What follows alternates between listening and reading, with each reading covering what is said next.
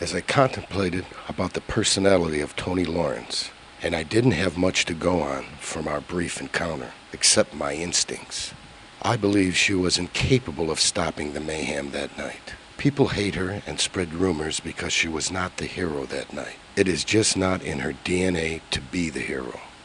No one can say what they would have done without being there. And at 15 years old, it is hard to turn on one's friends. I personally think I would have just left when things became too crazy. But that brings up another question. When the girls were buying the gasoline in Madison on Clifty Drive, Tony was literally blocks from her home.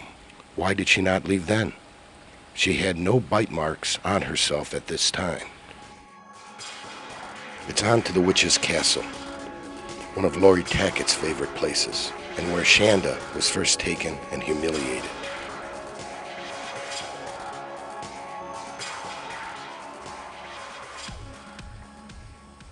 I believe this is the Witch's Castle.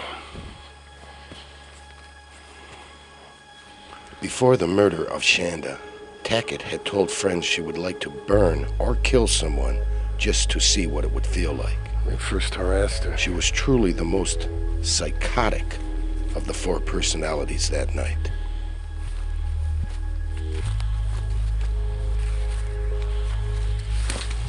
It doesn't look very safe.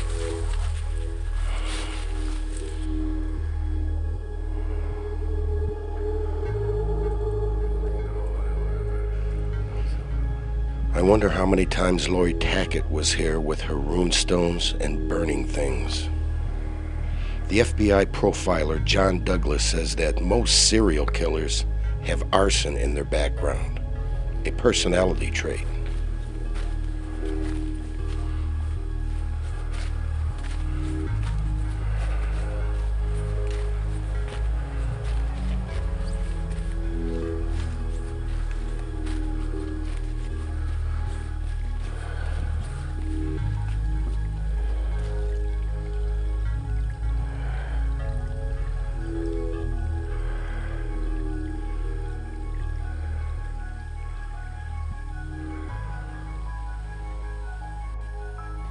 She also started a fire here that night with whiskey.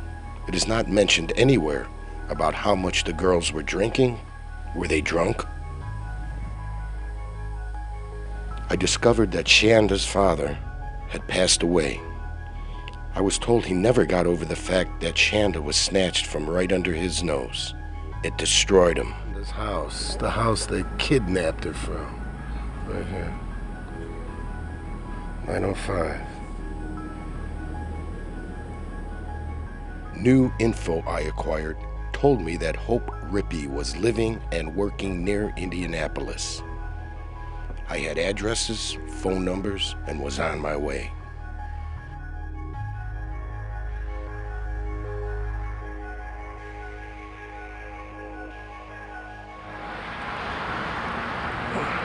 It was 465. Spent the night near the interstate. I'm within a mile of her employment. I called from the hotel.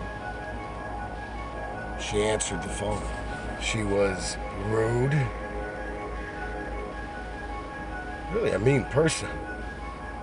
And my intentions are not to go and destroy the reputation of the business by going and taking video there, but she was nothing like the personality of Tony.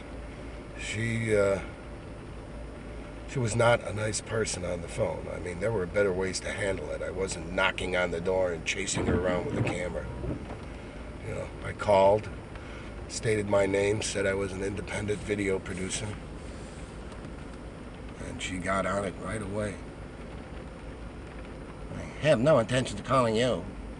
Don't ever call my place of employment again. Yeah. And hung up the phone on me. So she's here. She works where they say on the internet at a pet care place. And not a happy camper. As I thought about Hope's rude and egotistical comments to me over the phone, I changed my mind and decided to drive by her place of employment. After all, it was Hope who lured Shanda from the safety of her home. stole her jewelry, repeatedly threatened her, helped Tackett and Lovelace lug her body around, and poured the gasoline that would end her life. As I turned my vehicle around in front of Hope Rippey's place of employment, this figure in the window seemed quite agitated and watched me as I drove away. I hoped that I ruined Hope's weekend.